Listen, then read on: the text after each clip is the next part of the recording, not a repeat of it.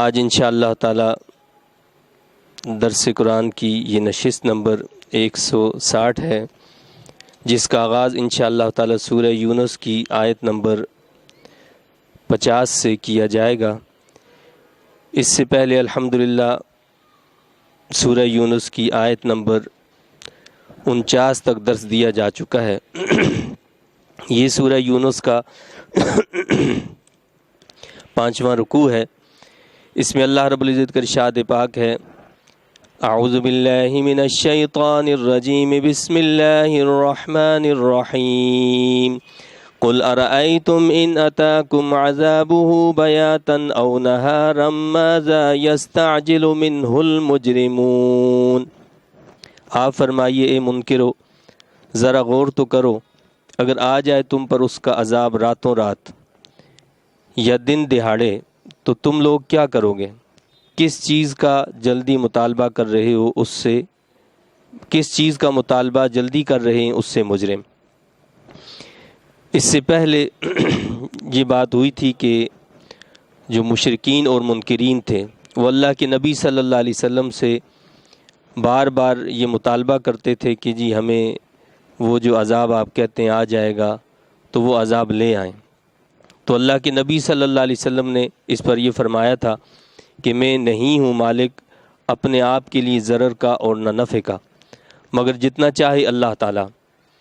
تو اب اسی حوالے سے یہ بتایا گیا ہے کہ یہ جو مجرم یہ کہتے ہیں کہ یہ عذاب آ جائے تو یہ چیز تو بتائیں کہ اگر عذاب آ گیا تو عذاب آنے کے بعد تو ان کو مہلت نہیں دی جائے گی۔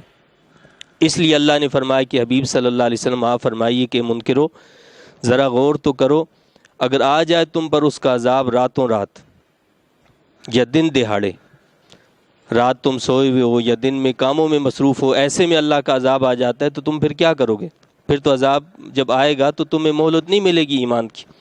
اس سے پہلے اللہ تعالیٰ نے ہمارے سامنے یہ مثالیں رکھی ہیں فرعون کی، کہ فرعون نے مرتے وقت، ڈوبتے وقت، اس وقت تو کہنے لگا کہ میں ایمان لے آیا ہوں اللہ پر، رب العالمین پر، رب موسیٰ اور ہارون پر ایمان لے آیا ہوں، لیکن ڈوبتے ہوئے اس کے اس ایمان کو قبول نہیں کیا گیا۔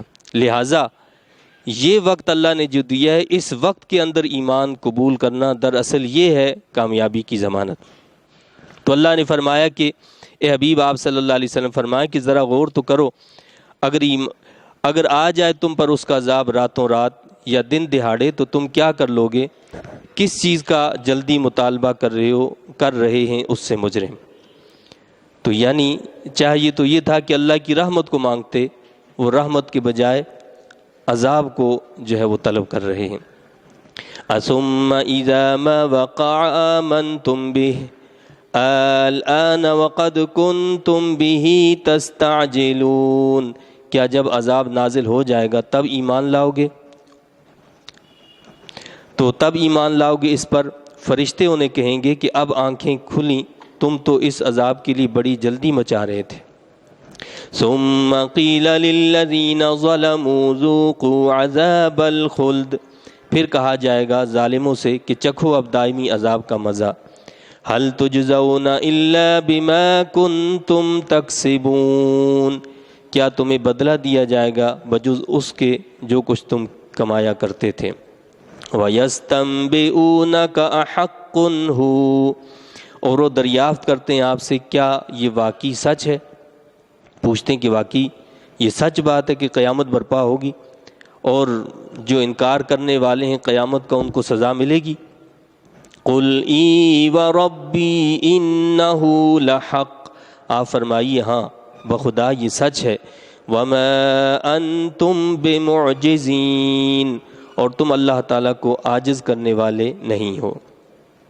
وَلَوْ أَنَّ لِكُلِّ نَفْسٍ ظَلَمَتْ مَا فِي الْأَرْضِ لَافْتَدَتْ بِهِ، اور اگر ہر ظالم شخص کے لیے روئے زمین کی دولت ہو تو بھی وہ ساری دولت بطور فدیہ دے دے۔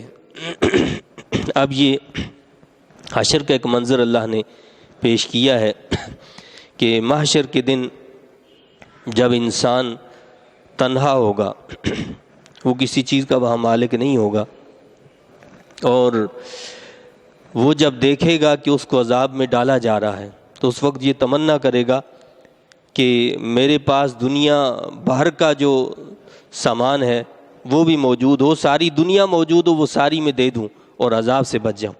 قرآن پاک میں سورہ معارج کے اندر بھی یہ بات موجود ہے کہ انسان چاہے گا کہ اس کو عذاب سے بچا لیا جائے اور اس کے بدلے میں اس کے بیٹوں کو، اس کے ماں باپ کو، اس کی اولاد کو، اس کے پورے کنبے اور قبیلے کو لے لیا جائے، لیکن وہ جان سے، اس کی جان جو ہے عذاب سے بچ جائے۔ اسی طرح سورہ عبسہ میں اللہ نے فرمایا ہے کہ یوم یفر المرء من اخیہ و امہ و ابیہ و صاحبتہ و بنیہ، اس دن انسان جو ہے وہ کیا کرے گا؟ دوسرے سے بھاگے، ہر ایک سے بھاگے گا، اپنے بچوں سے بھی بھاگے گا، اپنی بیوی سے بھی بھاگے گا، اپنے ماں باپ سے بھی بھاگے گا، وہ سب سے بھاگے گا۔ وہ یہ چاہے گا اس دن کہ بس آج میری جان چھوٹ جائے۔ تو اس دن کے بارے میں کیا فرمایا کہ اگر ہر ظالم شخص کے لیے روئے زمین کی دولت ہو تو بھی وہ ساری دولت بطور فدیہ دے دے اور وہ چاہے کہ عذاب سے بچ جائے تو وہ عذاب سے نہیں بچ سکے گا۔ وَأَسَرُّ النَّدَامَةَ لَمَّا رَأَوُا الْعَذَابَ، اور وہ ظالم دل ہی دل میں پچھتانے لگے جب دیکھا انہوں نے عذاب کو، یعنی قیامت کے دن جب عذاب کو دیکھیں گے تو پچھتائیں گے، لیکن وہ پچھتاوا اس وقت کا جو ہے وہ کام نہیں آئے گا۔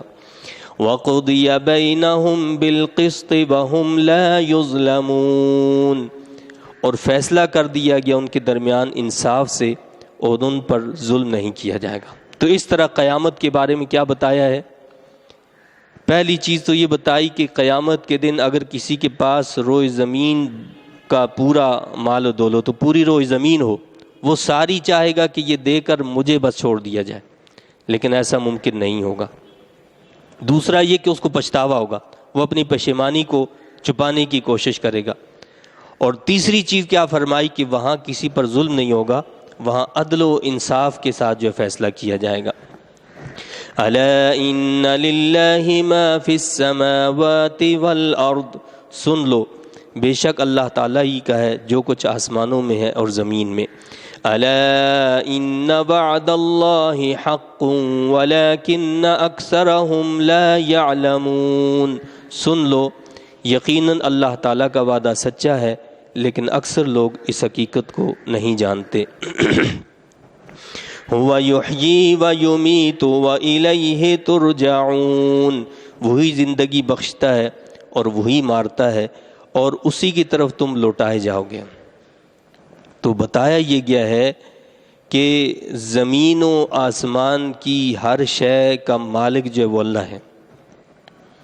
یعنی دنیا کے اندر عموماً ہم چیزوں کو مجازن مالک کے حقیقی کی طرف منسوب کرنے کے بجائے دوسرے لوگوں کی طرف منسوب کرتے ہیں کہ یہ فلاں کی چیز ہے، یہ فلاں کی دکان ہے، یہ فلاں کا مکان ہے، یہ فلاں کی گاڑی، یہ سب کیا ہے؟ ہم منسوب کرتے ہیں کہ یہ فلاں فلاں کے ہیں۔ اللہ فرماتا ہے لیکن ان ساری چیزوں کا اصل مالک جو ہے وہ اللہ رب العزت ہے۔ اس کائنات کی ہر شے کا مالک اللہ ہے۔ ذرا اس بات پر غور تو کرو، جن چیزوں کی طرف تم اپنی نسبت کرتے ہو تمہاری موت کے ساتھ ہی وہ تمہاری نسبت تم سے چھن جاتی ہے، تم اس کے مالک نہیں رہتے ہو، اس کے مالک دوسرے بن جاتے ہیں۔ تو فرمایا کہ خبردار آگاہ ہو جاؤ، بے شک اللہ ہی کا ہے جو کچھ آسمانوں اور زمین میں، سب اسی کا ہے۔ اور سن لو کہ یقیناً اللہ کا وعدہ سچا ہے لیکن اکثر اس حقیقت کو نہیں جانتے۔ فرمایا کہ یہ تو غور کرو کہ جب زندگی کا مالک وہی ہے، موت کا مالک وہی ہے، اس نے تمہیں زندگی کی نعمت دی ہے اور وہی تمہیں موت بھی دے گا۔ وَإِلَيْهِ تُرْجَعُونَ، اور اسی کی طرف تم لوٹائے جاؤ گے۔ لوٹنا بھی ہر ایک نے کس کی طرف ہے؟ اللہ کی طرف۔ يَا أَيُّهَا النَّاسُ قَدْ جَاءَتْكُمْ مَوْعِظَةٌ مِّن رَبِّكُمْ وَشِفَاءٌ لِّمَا فِي الصُّدُورِ، اے لوگو آ گئی ہے تمہارے پاس نصیحت تمہارے پروردگار کی طرف سے اور آ گئی ہے شفا ان روگوں کے لیے جو سینوں میں ہیں۔ اب اللہ تعالیٰ نے یہاں یہ بتایا ہے کہ یہ زندگی کا مالک، موت کا مالک اللہ ہے، جس کی طرف تمہیں پلٹ کر جانا ہے، جس کے بارے میں وہ حشر کے دن تم سے سوال کرے گا۔ تو وہ سوال کیا کرے گا؟ یہی پوچھے گا نا کہ تم نے زندگی کو میرے بتائے ہوئے اصولوں کے مطابق، طریقوں کے مطابق گزارا ہے یا نہیں گزارا؟ اب وہ طریقے بتائیں کہ وہ طریقے کہاں ہیں کہ جن کے مطابق زندگی گزار کر انسان جو ہے کامیاب ہو سکتا ہے اور اس کے ہاں درست جواب دے سکتا ہے۔ تو فرمایا کہ اے لوگوں، آ گئی ہے تمہارے پاس نصیحت، موعظہ۔ قرآن کو اللہ نے، قرآن کی یہاں فضیلت کو بیان کی ہے، قرآن کا مقام اور مرتبہ بتایا ہے کہ تمہارے پاس موعظہ آ چکی ہے، نصیحت آ چکی ہے۔ موعظہ کا مطلب ہوتا ہے نصیحت، خیر خواہی، خیر اندیشی۔ موعظہ اس بات کو کہتے ہیں جو اثر انداز ہونے والی ہوتی ہے، اور قرآن جو ہے اس کلام کی ہر آیت کے اندر، اس کے ہر لفظ کے اندر وہ اثر اندازی ہے کہ جس کو منکرین بھی مانے بغیر نہیں رہ سکے۔ انہوں نے بھی اس بات کو تسلیم کیا کہ جو اس کے اندر اثر پایا جاتا ہے، جو اس کے اندر گداز پایا جاتا ہے، وہ کسی اور کلام کے اندر نہیں ہے۔ تو آپ دیکھیں اللہ نے اس قرآن کو موعظہ ہی بنایا ہے، یعنی واعظ و نصیحت جو ہوتی ہے وہ انسان کے اندر نرمی پیدا کرتی ہے۔ تو اللہ نے قرآن کو موعظہ قرار دیا، یعنی قرآن کو پڑھنے والا، قرآن کی تلاوت کرنے والا جو ہوتا ہے اس کے دل کے اندر اللہ تعالیٰ نرمی پیدا کر دیتا ہے، کیونکہ سب سے پہلی چیز نرمی ہوتی ہے۔ جب نرمی نہ ہو، دل کے اندر گداز نہ ہو تو کوئی چیز اثر نہیں کر سکتی۔ معدہ اگر خراب ہو تو ڈاکٹر جو ہوتا ہے وہ سب سے پہلے معدے کا علاج کرتا ہے، کیونکہ معدے کا علاج نہ ہو تو آپ جتنی دوائیں دیں وہ کوئی دوا اثر نہیں کرے گی۔ پہلے معدے کو درست کیا جاتا ہے، معدہ درست ہو جائے پھر دیگر دوائیاں دی جاتی ہیں تو وہ اثر انداز ہوتی ہیں۔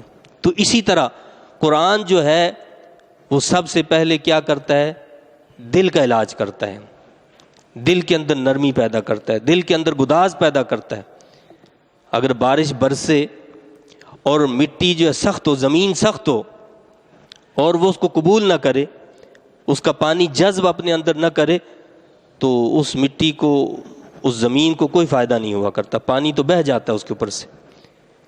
لیکن اگر ہم یہ چاہتے ہیں کہ اس زمین کو، اس فصل کو، اس مٹی کو اس بارش سے فائدہ پہنچے تو پہلے اس کو نرم کرنا پڑتا ہے، پہلے اس کو کھودنا پڑتا ہے، اور پھر جب پانی برستا ہے بارش کا تو پھر اس سے زمین کو فائدہ ہوتا ہے، وہ جذب کرتی ہے پانی کو۔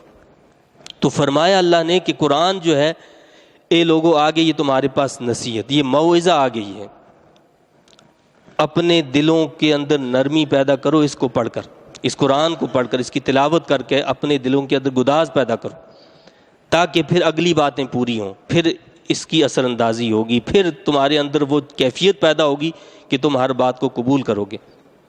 اور اللہ نے یہاں صرف اہل ایمان کو خطاب نہیں کیا کہ اے اہل ایمان تمہارے لیے ایسا، کیا فرمایا؟ یا ایھا الناس، اے لوگو، ساری انسانیت کو اللہ نے یہ دعوت دی ہے، پیغام دیا ہے کہ اے لوگو آ گئی ہے تمہارے پاس نصیحت من ربکم، تمہارے پروردگار کی طرف سے، وشفاء، اور یہ قرآن صرف موعظہ نہیں ہے بلکہ یہ شفا بھی ہے۔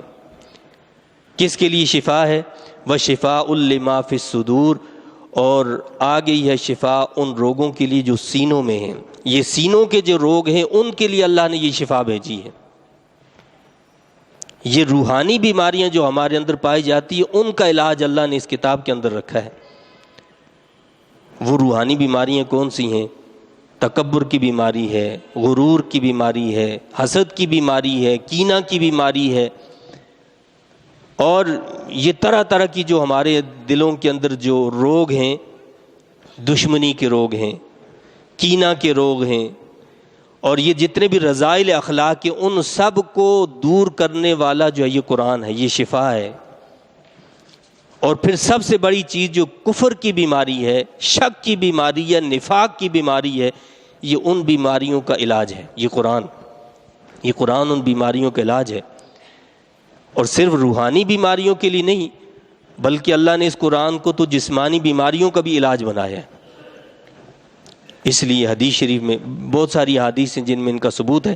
ایک حدیث شریف میں کہ ایک شخص آیا اور اس نے کہا کہ مجھے وسوسے ہوتے ہیں، تو اللہ کے نبی صلی اللہ علیہ وسلم نے اس کو تعلیم دی کہ قرآن کی تلاوت کیا کرو، قرآن کی تلاوت جو ہوتی ہے وسوسوں کو دور کر دیتی ہے، دلوں کے جو برے خیالات ہوتے ہیں ان کو دور کر دیتی ہے اس کی تلاوت۔ اور ایک شخص نے حلق کی بیماری کی جو ہے شکایت کی کہ میرے حلق کے اندر درد ہے، تو کہا کہ قرآن کریم کی تلاوت کو لازم کر لو اپنے اوپر، یعنی قرآن کریم کی تلاوت کو لازم کر لینے سے حلق کی بیماریاں بھی اللہ دور فرما دیتے۔ آج کی جدید سائنس کے اندر بھی ایسی بے شمار مثالیں ہیں کہ جی قرآن کریم کے ذریعے سے کینسر کا علاج بھی جو ہے کیا جا رہا ہے۔ تو وہ کہتے ہیں کہ ڈاکٹروں کا یہ کہنا ہے کہ ہم نے قرآن کریم کی سورہ رحمان کی تلاوت کے ساتھ جب اپنے مریضوں کا علاج کیا تو کئی ایسی بیماریاں جو کسی طریقے سے ختم نہیں ہو پائیں تھیں وہ قرآن کریم کی سورہ رحمان کی برکت سے ختم ہو گئی۔ تو اللہ نے اس قرآن کو جہاں روحانی بیماریوں کا علاج بنایا ہے وہاں جسمانی بیماریوں کا بھی اللہ نے اس کو علاج قرار دیا ہے۔ تو فرمایا کہ آ گئی شفا ان روگوں کے لیے جو سینوں میں ہیں، وَهُدًى وَرَحْمَةٌ لِّلْمُؤْمِنِينَ، اور آ گئی ہے ہدایت، یعنی قرآن کی عظمت اور اس کی فضیلت کو بیان کرتے ہوئے پہلی چیز کیا فرمائی کہ یہ موعظہ ہے، یہ نصیحت ہے، یہ اثر انداز ہونے والی کتاب ہے، اس کی ہر بات اثر انداز ہونے والی۔ دوسری چیز کیا، یہ روحانی اور جسمانی بیماریوں کا علاج بھی ہے۔ لیکن اس کا یہ مطلب نہیں ہے کہ اس قرآن کو صرف یہ سمجھ لیا جائے کہ یہ تعویذ گنڈوں کی کتاب ہے، نعوذ باللہ، ایسا بھی نہیں ہے۔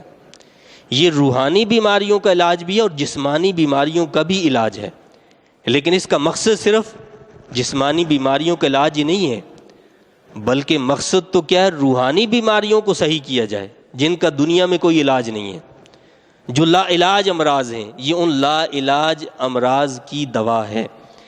اور اگلی چیز کیا فرمائی کہ وہدن، اور آگے یہ ہدایت، یہ ہدایت ہے، یہ قرآن، یہ کس کے لیے ہدایت ہے؟ پوری انسانیت کے لیے ہدایت ہے۔ ہدایت کا مطلب ہوتا ہے وہ طریقہ کہ جس پر انسان چل کر کامیاب ہو جائے، وہ زندگی گزارنے کے اصول کہ جو اللہ کو پسند ہیں وہ اللہ نے اس کتاب کے اندر ہمیں بتائے۔ تو جب اس کتاب کو ہم اٹھا کر پڑھنے کی زحمت نہ کریں اور اس سے وہ طریقے، وہ اصول سیکھنے کی کوشش ہی نہ کریں تو پھر ہمیں کیسے پتہ چلے گا کہ کن باتوں سے ہمارا رب ہم سے راضی ہوتا ہے اور کن سے ناراض ہو جاتا ہے۔ تو اللہ نے اس کو ہدن قرار دیا کہ یہ ہدایت ہے، یہ کتاب یہ راستہ دکھاتی ہے، یہ آپ کو گائیڈ کرتی ہے کہ زندگی آپ نے کیسے گزارنی ہے۔ تو وہ گائیڈنس کی جو بک ہے اس کو تو ہم نے چھوڑ دیا، اور پھر بھی ہم یہ چاہیں کہ جی ہم کامیاب ہو جائیں اور ساری دنیا پر ہم غالب آ جائیں، تو غالب کیسے آئیں گے؟ ہاں، غالب وہ ہمارے اسلاف آئے کہ جنہوں نے اس کی گائیڈنس پر عمل کیا، جو اس کے طریقوں پر عمل کرتے رہے، جو اس کی ہدایات پر عمل کرتے رہے، اللہ نے وہ عروج ان کو عطا فرمایا، وہ کامیابی عطا فرمائی جس کا وعدہ اس کتاب نے کیا تھا۔ لیکن جب ہم نے اس کتاب کو بند کر دیا اور بند کر کے ہم نے یہ چاہا کہ جی ہم عروج حاصل کر لیں، ہم ترقی پا لیں، تو اس وقت سے ہمارا زوال جو ہے وہ شروع ہو گیا اور مسلسل زوال پذیر ہوتے چلے جا رہے ہیں۔ تو اللہ فرما رہا ہے کہ یہ کتاب ہدایت ہے، وَرَحْمَةٌ لِّلْمُؤْمِنِينَ، اور رحمت اہل ایمان کے لیے۔ چوتھی اس کی صفت یہ بتائی کہ یہ اہل ایمان کے لیے رحمت ہے، یہ کتاب ہدایت بھی ہے، یہ رحمت بھی ہے للمؤمنین۔ ویسے تو ساری انسانیت کو یہ ہدایت دیتی ہے اور سب کے لیے رحمت ہے، لیکن اس کی رحمت سے، اس کی ہدایت سے فائدہ اٹھانے والے کون ہوتے ہیں؟ وہ ایمان والے ہوتے ہیں۔ جو ایمان والے تو وہ اس سے فائدہ حاصل کرتے ہیں، جو ایمان والے نہیں وہ اس سے فائدہ نہیں حاصل کرتے۔ قُلْ بِفَضْلِ اللَّهِ وَبِرَحْمَتِهِ فَبِذَلِكَ فَلْيَفْرَحُوا۔ اے حبیب صلی اللہ علیہ وسلم، آپ فرمائیے یہ کتاب محض اللہ تعالیٰ کے فضل اور اس کی رحمت سے نازل ہوئی ہے۔ اللہ اپنا اس کو فضل قرار دے رہا ہے، اللہ تعالیٰ اس کتاب کو اپنی رحمت قرار دے رہا ہے۔ اور بعض علماء نے، مفسرین نے کہا کہ فضل سے مراد قرآن ہے اور رحمت سے مراد اسلام ہے، کہ اللہ نے ہمیں قرآن کی دولت سے نوازا اور اسلام کی دولت سے مالا مال کیا۔ اور بعض نے اس سے مراد نبی کریم صلی اللہ علیہ وسلم کی ذات گرامی کو بھی لیا ہے کہ اللہ کا فضل محمد رسول اللہ صلی اللہ علیہ وسلم کی ذات گرامی ہے، اور اللہ کی رحمت بھی محمد رسول اللہ صلی اللہ علیہ وسلم کی ذات گرامی ہے۔ تو آپ فرمائیے کہ یہ کتاب محض اللہ تعالیٰ کے فضل اور اس کی رحمت سے نازل ہوئی ہے، اور اگر مراد یہ ہو کہ نبی پاک صلی اللہ علیہ وسلم، تو نبی کریم صلی اللہ علیہ وسلم کی تشریف آوری محض اللہ کا فضل اور اس کی رحمت ہے۔ فَبِذَلِكَ فَلْيَفْرَحُوا، بس چاہیے کہ اسی پر خوشی منائیں۔ اللہ فرماتا ہے کہ خوشی منانے کی چیز اگر کوئی ہے تو وہ اللہ کا کلام ہے، وہ اللہ کے نبی صلی اللہ علیہ وسلم کی ذات گرامی ہے، وہ دولت ایمان ہے کہ جس پر انسان کو خوشی منانی چاہیے۔ فَلْيَفْرَحُوا، اللہ خود یہاں فرما رہا ہے کہ خوشی منائیں اس پر۔ ہوا خیر مما یجمعون، یہ بہتر ہے ان تمام چیزوں سے جن کو وہ جمع کرتے ہیں۔ اللہ فرماتا ہے کہ تمہاری نظریں لوگوں کی دولت پر نہ جائیں، لوگوں کے مال و متاع پر نہ جائیں، اور لوگوں کی شہرت اور اقتدار پر نہ جائیں۔ تم یہ سمجھتے ہو کہ یہ دولت، یہ پیسہ، یہ شہرت، یہ اقتدار، یہ ملک اور یہ فلاں اور یہ فلاں، یہ بڑی چیزیں۔ اللہ فرماتا ہے نہیں، اللہ فرماتا ہے کہ سب سے بڑی چیز جو ہے وہ اللہ کا یہ فضل، اللہ کی یہ رحمت، یہ قرآن ہے تمہارے پاس، اس پر خوشی مناؤ۔ تو گویا جس کے پاس قرآن ہے، جس کے پاس اسلام ہے، جس کے دل میں محبت رسول اللہ صلی اللہ علیہ وسلم ہے، اسے اس پر رش کرنا چاہیے، اس پر خوشی منانی چاہیے، اس پر اللہ کا شکر ادا کرنا چاہیے، کیونکہ اللہ فرماتا ہے کہ وَخَيْرٌ مِّمَّا يَجْمَعُونَ، یہ بہتر ہے ان تمام چیزوں سے جن کو وہ جمع کرتے ہیں۔ دنیا کا سارا مال آپ جمع کر لیں، دولت جمع کر لیں، ان ساری چیزوں سے بہتر اللہ نے اس کو قرآن کو قرار دیا ہے کہ یہ ان سب سے بہتر ہے۔ قُلْ أَرَأَيْتُم مَّا أَنزَلَ اللَّهُ لَكُم مِّن رِّزْقٍ فَجَعَلْتُم مِّنْهُ حَرَامًا وَحَلَالًا، آپ فرمائیے بھلا بتاؤ تو جو رزق اللہ نے تمہارے لیے اتارا اور بنا لیا تم نے اس میں سے بعض کو حرام اور بعض کو حلال۔ اللہ نے جس رزق کو تمہارے لیے اتارا، بس اس میں سے کسی کو تم نے حلال بنا لیا خود سے، کسی کو خود سے حرام قرار دے دیا۔ رزق دینے والا، رزق اتارنے والا اللہ ہے، تو قانون بھی تو اسی کا چلنا چاہیے نا، جس کو وہ حلال کہے وہ حلال ہے، جس کو وہ حرام کہے وہ حرام ہے۔ لیکن تم نے اپنے پاس سے کچھ چیزوں کو حلال قرار دے دیے، کچھ کو حرام قرار دے دیے۔ مشرکین جو ہے وہ کیا کرتے تھے، مختلف جانوروں کے نام تھے کہ یہ بحیرہ ہے، یہ صائبہ ہے، یہ وسیلہ ہے، یہ فلانا ہے، یہ فلانا ہے، تو بتوں کی طرح منسوب تھے، اور ان کسی پر سواری حرام تھی، کسی کا کھانا حرام تھا، کسی کا کیا، غرض یہ کہ وہ سارے حرام تھے کہ ان کو کوئی استعمال نہیں کر سکتا، یہ ہمارے بتوں کے۔ اللہ فرماتا ہے کہ جس چیز کو اللہ نے حلال کیا اس کو تم اپنے پاس سے حرام کیوں کرتے ہو، یا جس چیز کو اللہ نے حرام قرار دیا اس کو تم اپنے پاس سے کیسے حلال ٹھہرا رہے ہو۔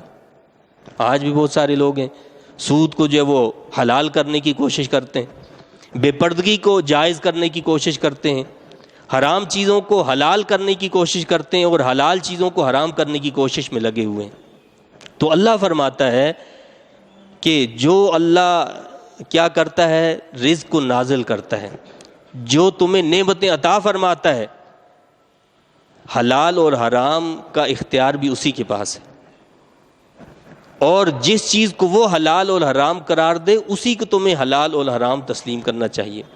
قُلْ اللَّهُ أَذِنَ لَكُمْ اللَّهُ أَذِنَ لَكُمْ أَمْ عَلَى اللَّهِ تَفْتَرُونَ، پوچھئے کہ اللہ تعالیٰ نے ایسا کرنے کی تمہیں اجازت دی ہے یا تم اللہ پر جھوٹ باندھ رہے ہو۔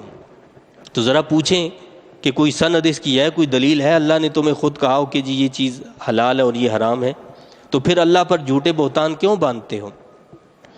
اسی طرح بہت سارے لوگ جو ہیں وہ اللہ کی حلال کردہ چیزوں کو اس طرح حرام قرار دیتے ہیں کہ جی کسی چیز پر اگر 11ویں کا نام آ گیا، 12ویں کا نام آ گیا، کہتے ہیں یہ حرام ہو گئی۔ بھائی اللہ نے اگر اس کو حرام قرار دیا تو بتاؤ کہاں کہا ہے کہ یہ حرام ہے؟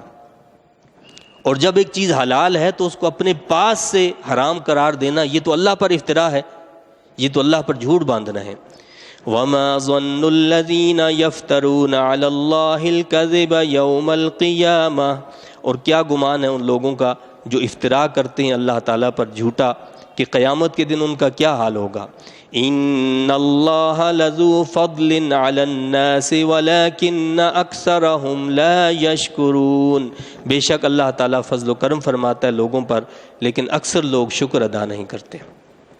اللہ تو اپنے بندوں پر فضل فرماتا ہے، اگر وہ فضل نہ فرمائے تو اس کائنات میں کوئی زندہ ہی نہ رہے، سب ختم ہو جائیں، کہ صبح سے شام تک ہم اللہ کی نافرمانیوں میں لگے رہتے ہیں۔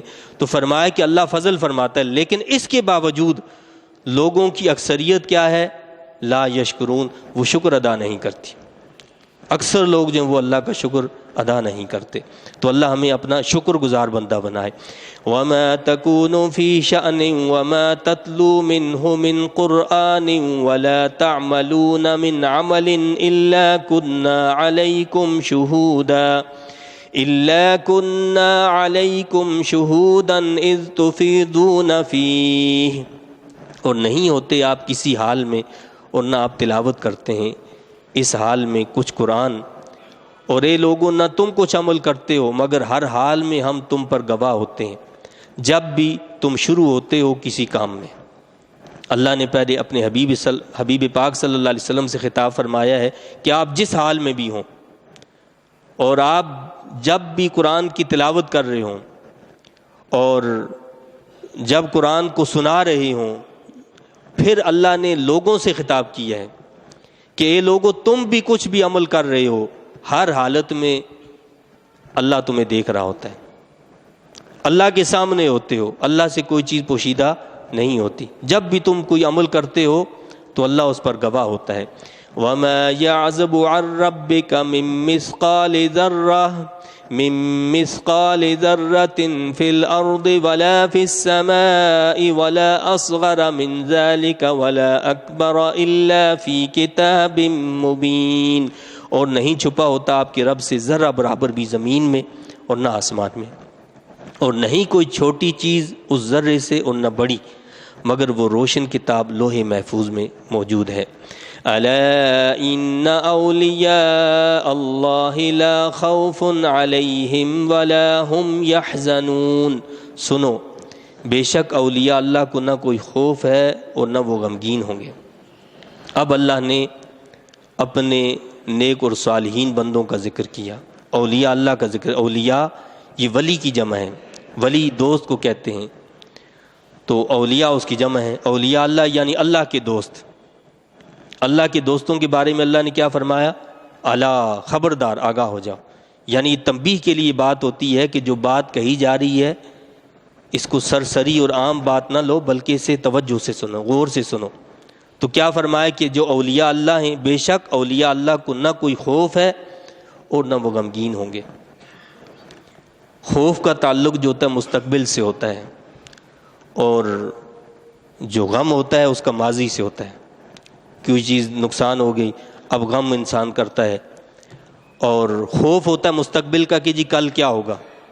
اللہ فرماتا ہے کہ جو اولیاء اللہ ہوتے ہیں ان کو نہ دنیا میں غم ہوگا، نہ خوف ہوگا، نہ آخرت میں غم اور خوف ہوگا۔ اولیاء اللہ کون ہیں؟ حضرت ابن عباس رضی اللہ تعالیٰ عنہ فرماتے ہیں کہ جسے دیکھ کر خدا یاد آ جائے وہ اولیاء اللہ ہیں۔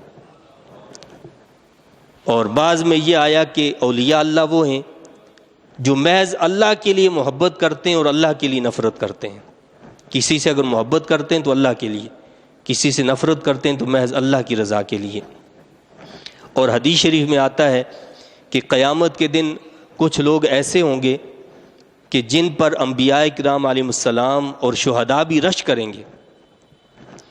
تو صحابہ کرام نے پوچھا کہ یا رسول اللہ صلی اللہ علیہ وسلم وہ کون لوگ ہیں؟ فرمایا کہ یہ وہ لوگ ہیں جو محض اللہ کے لیے ایک دوسرے سے محبت کرتے ہیں، جو خالصتاً اللہ کے لیے ایک دوسرے سے ملتے ہیں، ملاقات کرتے ہیں۔ یہ وہ لوگ ہوں گے کہ جن کو نور کے ممبروں پر بٹھایا جائے گا، اور انبیاء کرام علیہ السلام اور شہداء بھی اس پر رشک کریں گے۔ تو یہ اولیاء اللہ ہیں۔ تو فرمایا کہ اولیاء اللہ جو ہوں گے ان پر نہ کوئی خوف ہوگا نہ غم۔ دنیا میں بھی وہ کیا کرتے ہیں، اگر کوئی چیز ایک فطری چیز ہوتی ہے، کچھ چیزوں کا انسان کے ساتھ تعلق ایسا ہوتا ہے کہ جن سے ان کو دکھ صدمہ ہوتا ہے، لیکن کیا فرمایا کہ ان کو نہ غم ہوتا ہے نہ خوف ہوتا ہے۔ یعنی کوئی نقصان ہو گیا تو اس پر وہ غم نہیں کرتے، وہ اس پر بھی اللہ کا شکر بجا لاتے ہیں، اور یہ خوف نہیں ہوتا کہ کل کیا ہوگا، میرے مستقبل کا کیا ہوگا، کیونکہ وہ ہر حال میں خوش رہتے ہیں کہ جس حال میں رب رکھے اسی حال میں خوش رہنا، اسی حال میں رہنا، اسی پر شکر ادا کرنا ہے، تو اس لیے نہ ان پر خوف ہوتا ہے نہ ان پر کوئی غم ہوتا ہے۔ اب ان اولیاء اللہ کی اللہ نے پہچان بتائی کہ یہ کون لوگ ہیں، الذین آمنوا وکانوا یتقون، یہ وہ لوگ ہیں جو ایمان لائے اور عمر بھر پرہیزگاری کرتے رہے۔ سب سے پہلی شرط کیا ہے؟ ایمان، یہ ایماندار ہوتے ہیں، اور دوسری چیز کیا فرمائے کہ یہ تقوی والی زندگی گزارتے ہیں، یعنی ان کی زندگی کا ہر لمحہ، ان کی زندگی کی ہر حرکت، ان کا ہر عمل، ان کا ہر فعل رضائے مولا کے مطابق ہوتا ہے، یعنی یہ اپنے آپ کو فنا کر دیتے ہیں، اپنی خواہشات کو فنا کر دیتے ہیں، ہر اس بات پر عمل کرتے ہیں جو اللہ اور اس کے رسول صلی اللہ علیہ وسلم نے بتائی، یہ اسی طریقے پر چلتے رہتے ہیں، اپنی خواہشات، اپنے من اور اپنے اس پر نہیں چلتے، جو اللہ نے فرمایا، جو اللہ کے نبی صلی اللہ علیہ وسلم نے فرمایا اسی کی تعمیل کرتے ہیں۔ یہ ہیں وہ اولیاء اللہ۔ لہم البشریٰ فی الحیات الدنیا وفی الآخرہ، انہی کے لیے بشارت ہے دنیاوی زندگی میں اور آخرت میں۔ اب یہ دنیاوی زندگی میں بشارت کیا ہے؟ مفسرین کرام فرماتے ہیں کہ اس سے مراد نیک خواب ہیں، یعنی اللہ کے نیک بندے جو اچھے خواب دیکھتے ہیں وہ بھی ان کے لیے ایک بشارت ہوتے ہیں، اور ان کو اللہ کے نبی صلی اللہ علیہ وسلم نے جو ہے نبوت کے اجزاء میں سے 40واں حصہ بتایا ہے کہ یہ نیک خواب بھی جو ہوتے ہیں یہ ایک حصہ ہیں، نبوت کے اجزاء میں سے ایک اجزاء ہیں۔ تو فرمایا کہ انہی کے لیے بشارت ہے دنیاوی زندگی میں اور آخرت میں، لا تبدیل لکلمات اللہ، نہیں بدلتی اللہ تعالیٰ کی باتیں، ذالک هو الفوز العظیم، یہی بڑی کامیابی ہے۔ یعنی بڑی کامیابی کیا ہے؟ کہ اللہ تعالیٰ کے ہاں انسان سرخرو ہو جائے، کامیاب ہو جائے۔ ولا يحزنک قولہم، اور نہ غم زدہ کریں آپ کو ان کی باتیں، ان العزت للہ جمیعا، یقیناً ساری عزت اللہ تعالیٰ کے لیے۔ مشرکین منکرین مسلسل نبی پاک صلی اللہ علیہ وسلم کو اذیتیں پہنچاتے تھے، تکلیفیں دیتے تھے، اللہ تعالیٰ نے اپنے حبیب علیہ السلام کو تسلی دی ہے کہ آپ غمزدہ نہ ہوں ان کی باتوں پر۔ یہ جو اسلام کے خلاف، مسلمانوں کے خلاف، قرآن کے خلاف طرح طرح کے جو ہیں ڈرامے رچائے جاتے ہیں، ایک فطری سی بات ہے کہ ایک مومن کو، ایک مسلم کو اس سے اذیت اور تکلیف ہوتی ہے۔ اللہ نے اپنے حبیب علیہ السلام کو تسلی دی ہے، اور اپنے حبیب کریم صلی اللہ علیہ وسلم کے طفیل سارے اہل ایمان کو یہ تسلی دی گئی ہے کہ تمہیں یہ طرح طرح کی تکلیفیں، اذیتیں پہنچائیں گے تو غم زدہ ہونے کی ضرورت نہیں ہے۔ کیوں؟ ان العزت للہ جمیعا، یقیناً ساری عزت اللہ تعالیٰ کے لیے، ساری عزتوں کا مالک اللہ ہے۔ لوگوں کے ہاتھ میں اللہ نے عزت نہیں رکھی، عزت کو اللہ نے اپنے ہاتھ میں رکھا ہے۔ هو السمیع العلیم، وہ سب کچھ سننے والا، ہر چیز جاننے والا ہے، وہ سنتا بھی ہے، وہ جانتا بھی ہے۔ تو لہٰذا اللہ تعالیٰ نے ہمیں یہ بتایا ہے کہ اسلام دشمن قوتوں کی طرف سے مسلسل ایسے واقعات ہوتے رہیں گے، کبھی قرآن کی بے حرمتی ہو رہی ہے، کبھی کچھ ہو رہا ہے، لیکن کیا فرمایا ہے، آگاہ کیا کیا کہ تم نے اس قرآن سے وابستہ رہنا ہے، اس دین سے وابستہ رہنا ہے، اس پر ڈٹے رہنا ہے، اس پر استقامت اختیار کرنی ہے، بالآخر انجام تمہارے لیے ہوگا۔ عزت اللہ تعالیٰ تمہیں ہی عطا فرمائے گا کہ جو اللہ کے قرآن سے، اللہ کی تعلیمات سے وابستہ رہیں گے۔ اسی لیے اللہ کے رسول صلی اللہ علیہ وسلم نے ایک حدیث شریف میں فرمایا، جس کا مفہوم یہ ہے کہ آسمان و زمین کے درمیان اللہ کی ایک رسی لٹک رہی ہے، جس نے اس رسی کو مضبوطی سے پکڑ لیا وہ اللہ سے وابستہ ہو گیا، اور جس نے اس رسی کو چھوڑ دیا اس کی تباہی اور بربادی میں کوئی شک اور شبہ ہی نہیں ہے۔ صحابہ کرام نے عرض کی کہ یا رسول اللہ صلی اللہ علیہ وسلم، وہ اللہ کی رسی کون سی ہے کہ جس سے انسان وابستہ ہو جائے تو وہ اللہ سے وابستہ ہو جائے گا، جس کو پکڑ لے، اور جو اس کو چھوڑ دے تو وہ برباد اور تباہ ہو جائے گا؟ فرمایا کہ وہ رسی اللہ کا قرآن ہے، یہ اللہ کی کتاب ہے، کہ جو اس سے وابستہ ہو گیا وہ اللہ سے وابستہ ہو گیا، اور جس نے اسے چھوڑا وہ تباہ اور برباد ہو گیا۔ تو اللہ تعالیٰ مجھے آپ کو ہم سب کو عقل سلیم عطا فرمائے اور اپنے کلام مجید کے ساتھ ہمیں وابستہ کر دے. اس کلام مجید کو پکڑنے والا، اس رسی کو مضبوطی سے تھامنے والا اللہ تعالیٰ ہم سب کو بنا دے. آمین. وآخر دعوانا الحمد للہ رب العالمین.